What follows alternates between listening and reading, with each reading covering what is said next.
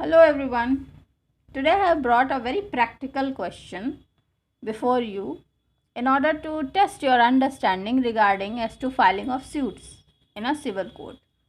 आज मैं आप लोगों से एक प्रश्न पूछने जा रही हूँ जो कि आपकी इस नॉलेज को परखेगा कि आपको क्या समझ में आ गया है कि सिविल सूट किस तरह से कहाँ पे फाइल किया जाना चाहिए। प्रश्न सुनिए आप। मान लीजिए ए कोई व्यक्ति है जो दिल्ली में रहता है और उसने एक डिफेमेटरी स्टेटमेंट बी के खिलाफ बोला है, उसके मान हानि करने के लिए बी के खिलाफ कुछ बोल दिया और बी रहता है कलकत्ता में, जबकि बी पटना का रहने वाला है, रहता है कलकत्ता में, रहने वाला है, नेटिव है पटना का, और ए ने जो कि दिल्ली में रहता है उसके खिलाफ एक मानहानि वाला स्टेटमेंट कह दिया। तो अब आप ये बताएं कि सूट कहाँ पर लाई करेगा, कहाँ पर सूट किया जाए, किस कोर्ट में किया जाए। सोचिए और फिर इस बात के जवाब की तरफ चलते हैं। तो आइए, अब आपने सोच ही लिया होगा कि इसका जवाब क्या होगा। तो इस सूट में ये जो कहा गया है कि जब भी जो भी कॉज ऑफ एक्शन अराइज होता है, या यूँ कहे कि सूट हम उस कोर्ट में दाखिल कर सकते हैं, इंस्टीट्यूट कर सकते हैं जहाँ पर कि कॉज ऑफ एक्शन अराइज हुआ है, या फिर जहाँ पर डिफेंडेंट, इस केस में डिफेंडेंट हो जाएगा ए, एक्चुअली या वॉलेंटरी रिसाइड होता है, एक्चुअली वो रह रहा है या जानबूझ के रह रहा है, और कैरीज ऑन बिजनेस और पर्सनली वर्क्स फॉर गेन और कमेंसमेंट ऑफ द सूट।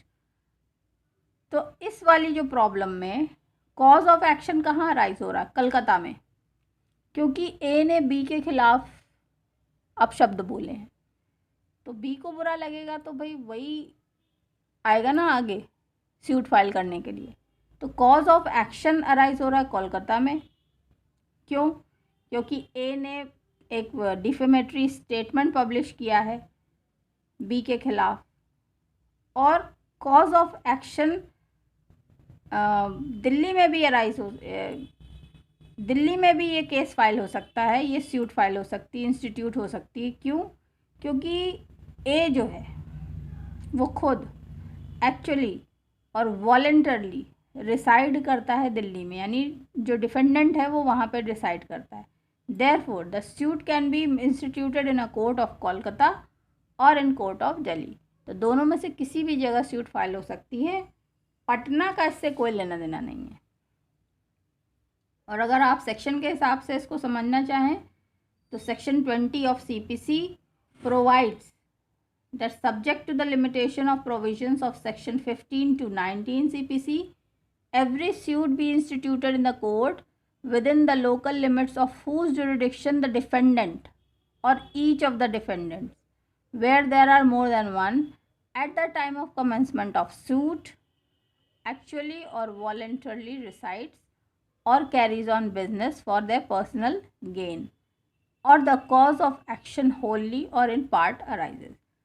तो 15 से 19 तक का सेक्शन ये CPC का बताता है कि जहाँ पे डिफेंडेंट रह रहा है वहाँ पे आप केस इंस्टीट्यूट कर सकते हैं, और दूसरी बात, कॉज ऑफ एक्शन जहाँ अराइज हो रहा है वहाँ भी आप कर सकते हैं। तो कॉज ऑफ एक्शन इस केस में अराइज हो रहा है कोलकाता में, जबकि डिफेंडेंट रह रहा है दिल्ली में, तो चाहे आप दिल्ली में केस फाइल कर सकते हैं या फिर इंस्टीट्यूट कर सकते हैं सूट, या फिर यहाँ पे कोलकाता में। So I hope this case is clear to you. Filing of the suits is clear to you. Stay blessed. Keep learning. Bye bye for now.